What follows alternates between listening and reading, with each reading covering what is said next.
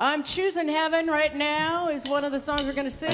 And you get to clap your hands and sing along. I'm choosing heaven today. I'm choosing heaven today. I am walking the road of heaven right now. I'm choosing heaven today. Let's sing that again. I'm choosing heaven today. I'm choosing heaven today. I am walking the road of heaven right now. I'm choosing heaven today. Let's choose some joy. I'm choosing joy today. I'm choosing joy today. I am walking the road of heaven right now. I'm choosing joy today. Let's choose some love. I'm choosing love today. I'm choosing love today. I am walking the road of heaven right now. I'm choosing love today. That sounded pretty good. Do it again. Choosing love. I'm choosing love today. I'm choosing love today. I am walking the road of heaven right now. I'm choosing love today. Okay, let's vamp there for a second. All right, what do you want to choose? What do you want to choose? Come on, tell me. Peace. I'm choosing peace. I'm choosing peace today. Come on, put it in the air. I'm choosing peace today. I am walking the road of heaven right now. I'm choosing peace today. Okay, what else? Love. You want some freedom? Let me hear some freedom. Let me hear some freedom. Here we go. I'm choosing freedom today. I'm choosing freedom today.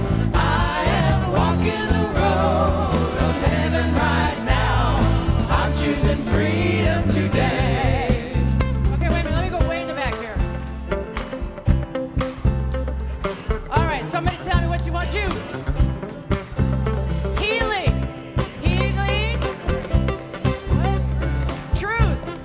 All right, that's a lot. Let's do truth first. Here we go. I'm choosing truth today. Capital T.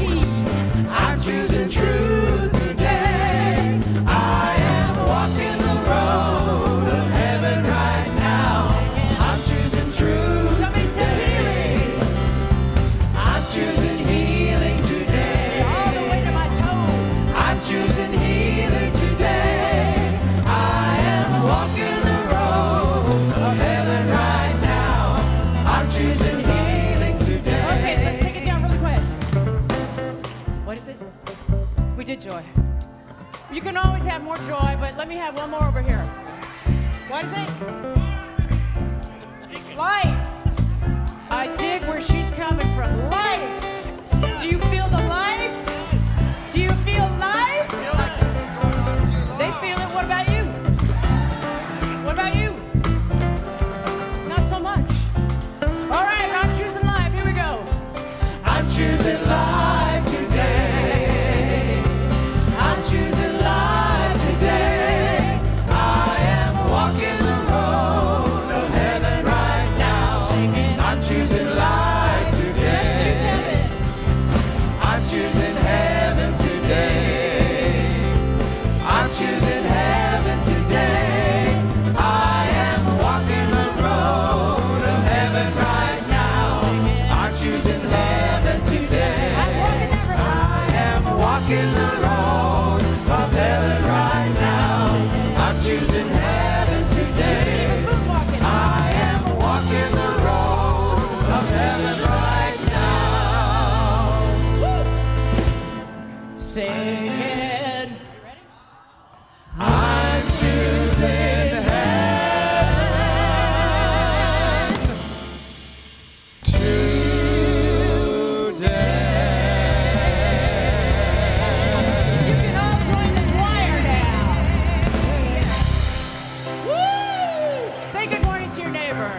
I'm Reverend Michael Ingersoll, and I'm so glad to see you all here. For those of you who have heard me speak, you know that I don't speak so much as I create experiences. And the reason I create experiences is because that's a different way for you to embody what the message is about. And it really goes back to what Ernest Holmes talked about when he said, don't listen to what I'm talking about, or don't listen to what I'm saying, but listen to what I'm listening to. And we have an opportunity today then to listen within ourselves and have a different experience about what the message is going to be here. And to join me is, hello, Garnett and Beverly and Lisa and Patrick and Don Goldberg. And the ministerial students also will be participating today. So we're your motley crew who hopefully will orchestrate an experience for you to have. And the word experiential is real important, so I want you to have that. But you have to participate in order for it to be experiential. So when things show up, there'll be words up on the wall. You can sing along with that. If there's prayer, please pray. If you want to stand up, you can stand up. Do whatever you would like to do. But really, your only task today is to step into trying to embody the experience itself. And later on in my talk, we're going to be doing something that may be pushing the bounds of what your comfort zone is. And I really invite you to go beyond that today in order for you to embody more of what we're talking about. So the best way for me to learn something is to have an experience of it. To get to know it is to have an experience of it. So to know happiness is to have an experience of a bowl of Moose Track vanilla ice cream with chocolate sauce on the top.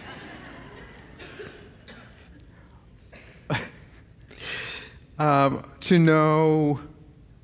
what I say, joy, right, is to get a promotion or have a fabulous vacation, or the best is to, when you're in the middle of introducing someone to someone who's important and you can't remember the other person's name, and somebody comes, sweeps in and they do it for you. That, for me, is joy. And my husband, Rod, does that beautifully. I sort of give him the look of panic, and he jumps right in there. Yeah. To know delight is to find a $20 bill in the pocket of your pants that you haven't worn since last summer. And to know love is to gaze into the eyes of a newborn baby, where all of the challenges and the worries of the world just simply melt away. And to hear the words, I love you. I love you.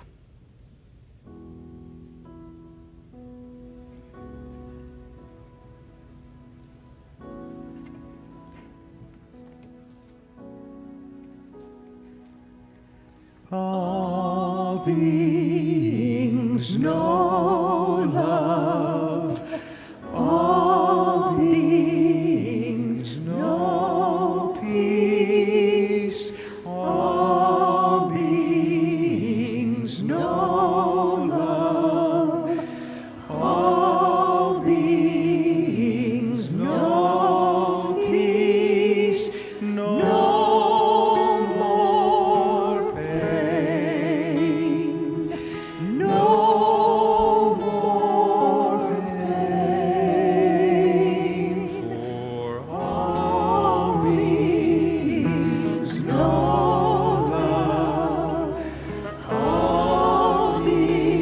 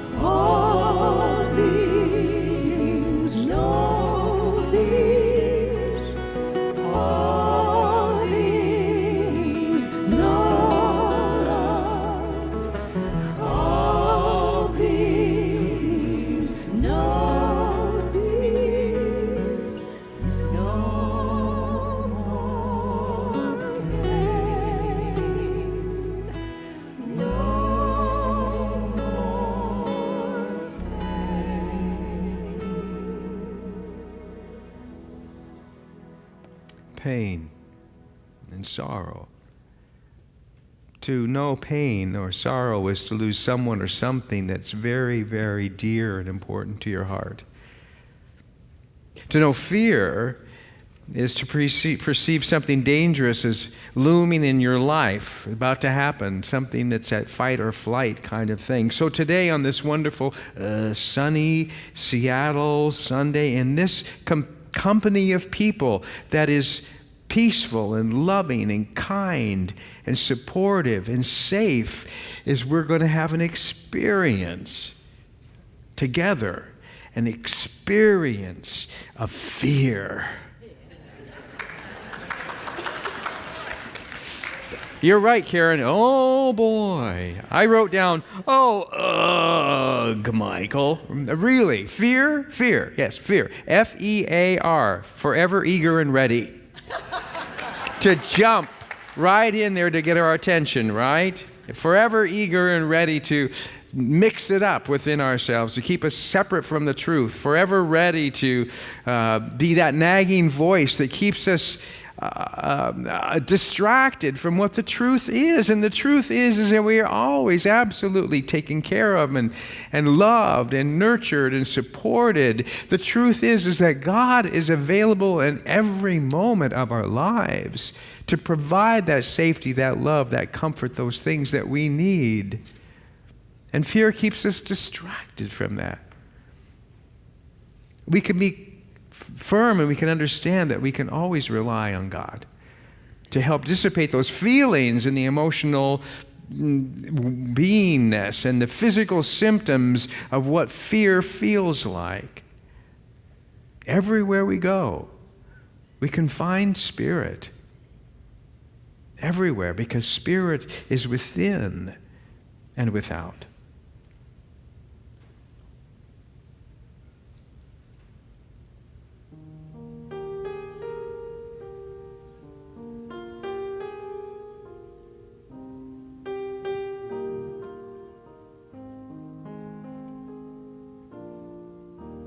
God before me, God behind me, to the left and the right. God above me, God below me, all around and inside. God before me, God behind me, to the left and the right.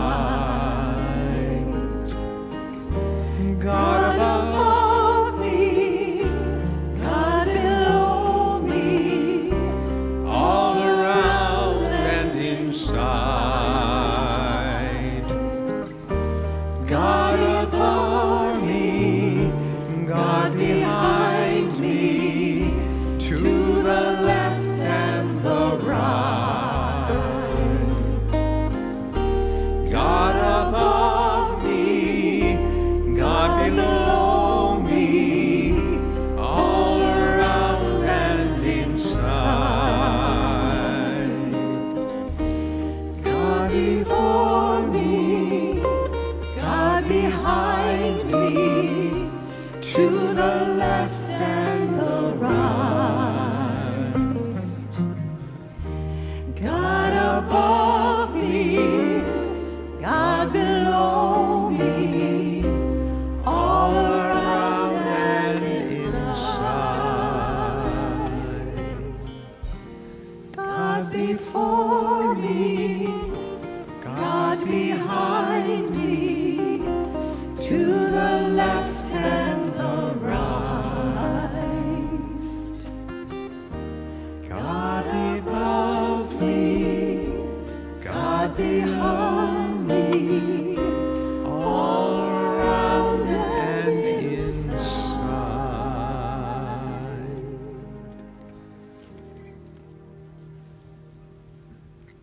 So when I thought about what kind of examples I wanted to give today of when fear really gripped me, one common chapter, a huge chapter of my life, was the challenge for me to overcome my fear of heights. which was crippling for me. And I did that by becoming an aerialist and a flying trapeze artist. And people really know that story. It's true of those people, you know that story about me, but that's not the story for today. The story for today is about that when I was very young, my parents thought it would be a great idea always to drag me to movies that they felt were educational and beneficial and would do me well and were important to me. But I was then, as I am now, ultra sensitive to visual stimulation. So the big screen event was ultra big. So you can imagine my experience when I went to see Fantasia.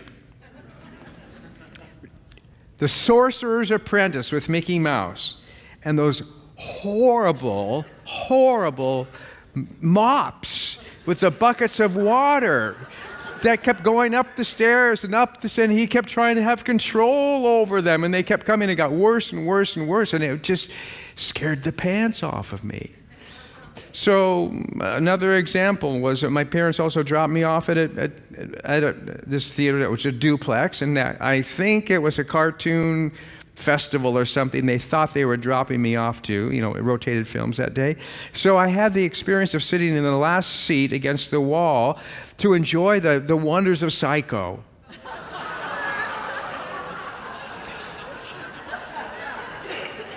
You've never seen anyone want to stick to a wall and get out like me. Or later on in life, when a friend really convinced me that it would be okay for me to see the Omen, or Damien, and Gregory Peck. Remember that? That part when he's on the floor struggling with this woman. He's got a knife in one hand, he's got a fork or something else, and they're struggling around, and he sticks him in her neck. I did not hear or feel what I did. But within the next instant, I was up on my feet, screaming at the top of my voice, "Oh my God! Oh my God!" The theater is absolutely quiet. "Oh my God! Oh my God!" My friends are going. I digress a lot, but that's, So you can imagine my experience of the Ten Commandments. Huge movie. Remember how big Technicolor that was? Charlton Heston, "Let my people go." The 10 plagues. That staff of his that turned into a black cobra. Do you remember this? It was kind of like Harry Potter before his time with a longer wand. It was terrifying for me. It really was. And so that's the basis of my talk today. The Moses adventure, and my own healing of that horrible horror film that the Ten Commandments was for me. The walls of water, remember that? Oh my God. So the story about Moses is truly the story about Moses facing his fear, right? Time and time and time again, and stepping into faith. It's about Moses listening time and time again, listening not without, but listening within, of learning how to listen to the voice of God within, and to be led, as he led the people, by the message of his heart, even when he was in his greatest fear.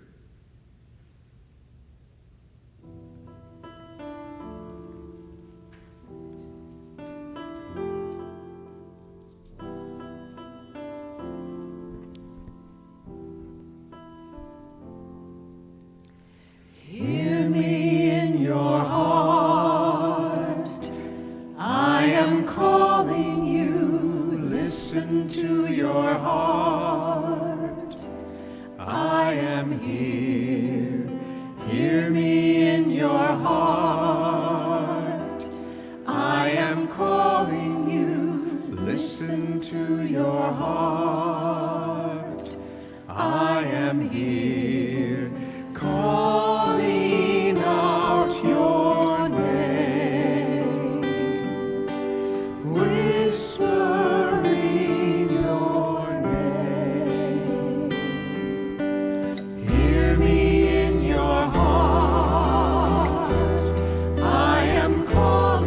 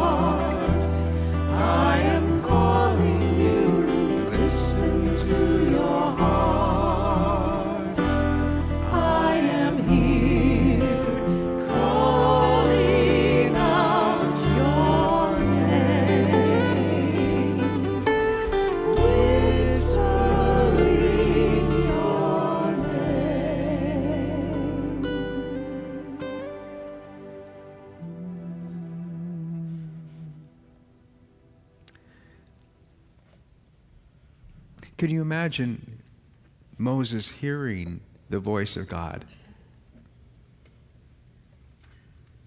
and being vulnerable and available to the voice of God? And boy, did he have his doubts. Time and time again, he lost his faith and regained his faith. And his task was huge. God gave him a huge task. It was to free the Israelites from the slavery of Pharaoh. Huge job. He had to convince the greatest ruler of Egypt to free all his slaves, all the people who were building his pyramids, all of his hands that were what's the word I'm looking for? Please.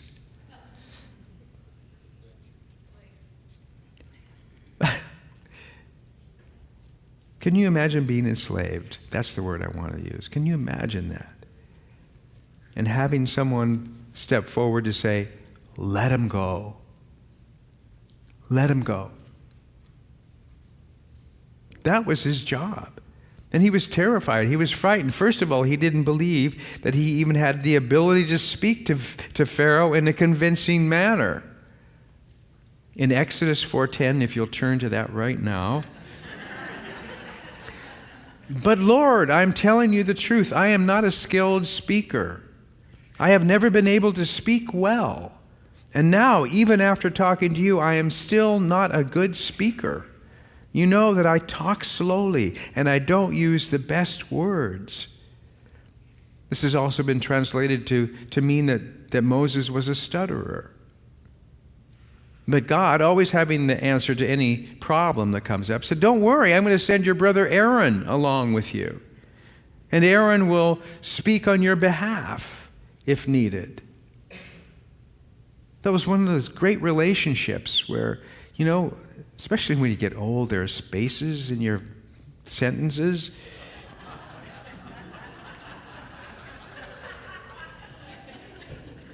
That's my experience.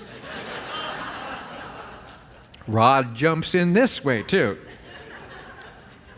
But in the situation, he was terrified, and God said, don't worry, Aaron will be eloquent. Aaron will help you. So there were 10 icky plagues. The first was turning water into blood. The second was this infestation of frogs. The thirds were gnats and lice. The fourth were flies. The fifth, livestock was diseased and killed. 6, boils. I've seen pictures of boils, but I've never known a boil. Killer hail and thunder. Locusts.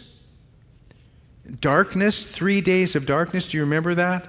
And the 10th, the worst of all, hangnails. What? No, the 10th.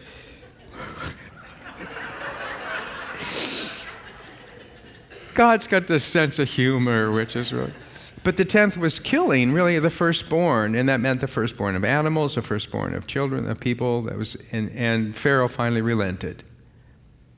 And in the middle of the night, Moses freed over 2 million people, and they left Egypt. And God, quote unquote, made their way safe, not through foreign territory, but across the desert to the Red Sea. And he made their way safe even greater by a column of smoke and clouds that hid their view by the Egyptians, and a column of flame at night, which lit their way for them to be able to proceed forward. And by both of these two phenomenon, God was saying, look, I am with you always as you venture taking a journey with me to spirit to your promised land, whatever your promised land is within yourself. So in our lives, what kind of signals do we have like that? That are these columns of truth of God's presence. I mean, for me, it's like the right people at the right time coming together. Situation, unexpected income, solutions to things that my poor pea brain could never figure out. God being present there, and the Israelites knowing that and feeling God's presence as they made this move. Moses soon learned from his deeper listening that he could absolutely build his muscles of faith. A faith that could overcome fear and allow fear to be something in his past. And the Israelites were running from that fear to let it be in the past. But can you imagine the kind of fear that they had with over 600 chariots and thousands of foot soldiers following behind the chariots, bearing down on them? Can you imagine that? And then being trapped with the mountains on each side and the sea in front of them. They had no place to go. So how often does this metaphor happen in your life? That you feel trapped with the sea in front of you and mountains on each side and you have nowhere to go. Imagine that kind of fear. And here's the kind of things the Israelites were calling out to Moses as they fled. Why did you bring us here to the desert to die? Weren't your days brave? Egypt? What have you done to us by bringing us out of Egypt? Leave us alone. We told you in Egypt, let us serve the Egyptians. It would have better to serve the Egyptians than to die here in the desert. We're trapped. There's nowhere to go, nowhere to turn to. We should have never left or even gone on. We're going to be killed by soldiers. How many of you have a chorus like that inside your head? Right? How many times do you have objections to your truth coming inside of your head? How often do we have these excuses that keep us from moving our feet? Is what the Israelites were asked to do, is to move their feet to the greater good. They were afraid. And they started blaming Moses for being trapped. So here's what Moses said. Don't be afraid. Stand firm. You will see how the Lord will save you today. Do you see those Egyptians? You will never see them again. The Lord will fight for you. Just be still. How easy is it for us to sit on our hands and just be still and allow God to do the work for us, to allow God to fight for us? Isn't it difficult? Because we want to get in there with our own solutions, when God's solutions are so much better than anything we could think of, absolutely. So God said to Moses, the Lord spoke to Moses and he said, why are you crying out to me? Tell the people of Israel to move on. Hold your wooden staff out. Reach your hand out over the Red Sea to part the water. Then the people can go through the sea on dry ground. So he was saying, I will make a way for you. Move your feet. Even though you're frightened, move your feet. Find your confidence and your courage within yourself, which is the authentic self of who you are, and move your feet to your greater good. That your faith is stronger than your fear. Feel free to feel free of fear. And what the Israelites did to prove their faith, it said that they waded out up to their chests in water before the sea split to prove their faith.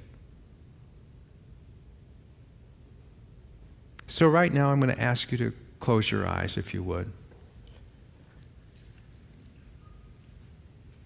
And answer this question in your mind. What fear is holding you back in your life right now? And what's the first thing that comes to mind? Don't edit it. Don't have an opinion about it. But what's the very first thought that comes to your mind? It may be small, maybe large. Just think about it. And I'm going to ask you to get rid of that fear today. We're going to leave it behind us on the shore as we walk the safe path to our greater good. Just as the Israelites did. Just as I need to do in order to face my fear of the theater. To go from one shore to the next. From fear to faith? Are you ready to follow the urge and the pull of Spirit forward? Research tells us that if you physicalize your belief, it solidifies. So moving our feet helps us break down the firm hold that fear has on us or in our collective. So I want you today to have an experience of walking with God in your life. So first of all, listen to the call of God. And when you're ready, come make the walk from this shore of fear to the shore of faith, to the shore of freedom with Moses' walls of water on each side of you. And take a moment and imagine that fear, leaving it behind as you have your walk with God going further. Just as the same journey as the Israelites. But today it's your journey. Lech lecha, get out.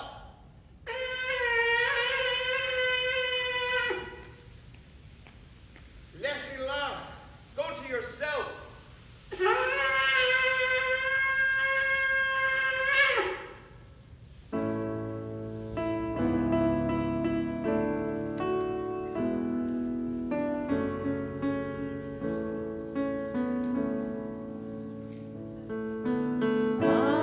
I surrender to the love of God, abandon all thoughts of my own. I surrender to the love of God, in whom all things are known. I surrender to the will of God, abandon all thoughts of my own. I surrender to the will of God, in whom all things are known. I am blessed, I am guided, I am loved, I am blessed, I am led, I am guided, I am loved.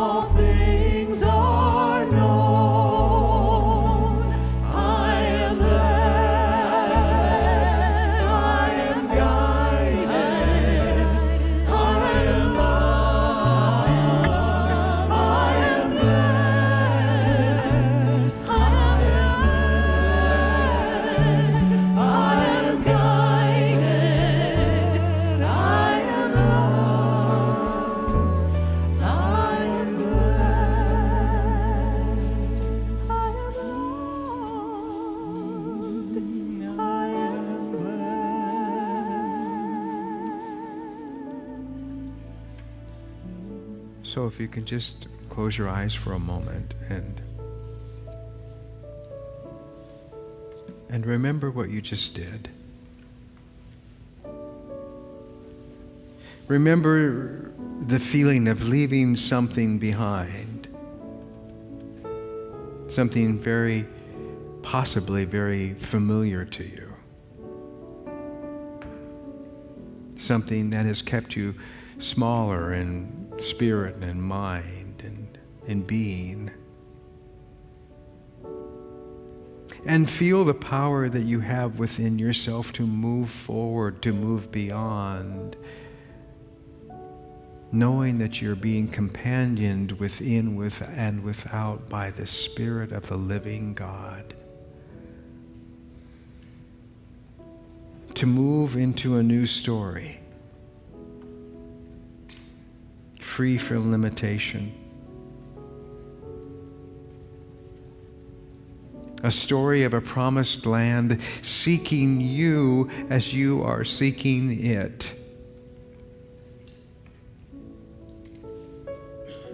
And allow the feeling you have of taking steps, of moving, to be a great motivator in the future when you come up against your fears. Today, God was on the left of you. God was on the right of you. God was before you, making your way clear, safe and free. Safe and free for you to live your unique life, the life uncommon. So thank you, God. Thank you, Spirit, for your everlasting presence in our lives, always available to us on our journey. And so it is.